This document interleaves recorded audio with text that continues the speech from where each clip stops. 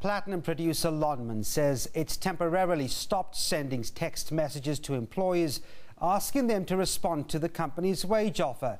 It says it is reviewing the risks associated with the SMS system.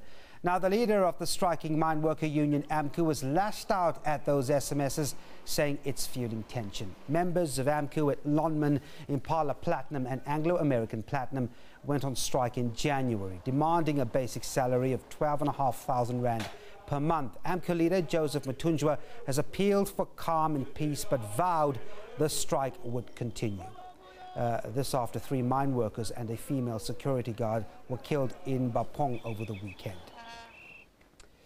Well, Selo Tatai has been following developments in Marikana. He was at the Lonmin press conference earlier.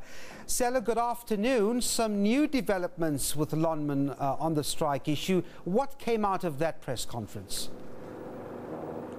Well, thank you, Devon. Quite an interesting development here at the Emplets, or at the operations of Lonmin here at Marikana. 2 issues occupied center stage at that particular press conference. One was that Lonmin says it is looking at taking Amcu to the Labour Court and have the industrial action nullified, given the high levels of intimidation of violence here at Marikana. You'll remember that just this past weekend, 4 people were killed, 3 of them being NUM members who were reporting for duty. Now, Lonmin has come under heavy criticism from Amcu, the National Union of Mine Workers, and Bapong in their action of sending SMSs to workers saying that they should report for duty.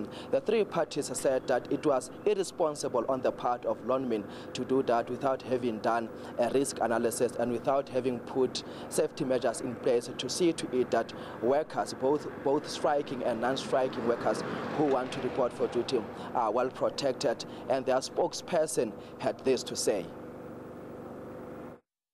The SMSs seem to have created some angst, and we have said that we are going to stop with sending the SMSs temporarily and review the security situation. So, Selo, what's the word on the safety of jobs at Lonmin? Any talk of job cuts?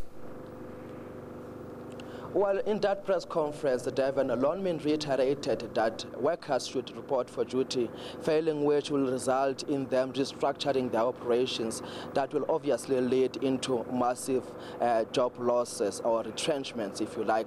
Now, yesterday, Joseph Mathunjwa said that his organization, or his Amcu rather, will oppose any form of retrenchment which will take place here at Marikana and other mining operations in your Emplets and Implets.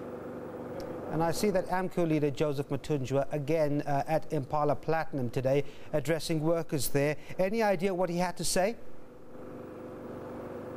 Well, he was basically telling workers to soldier on and not be deterred from demanding what he called is a living wage, which is obviously the demand for 12,500 after deduction.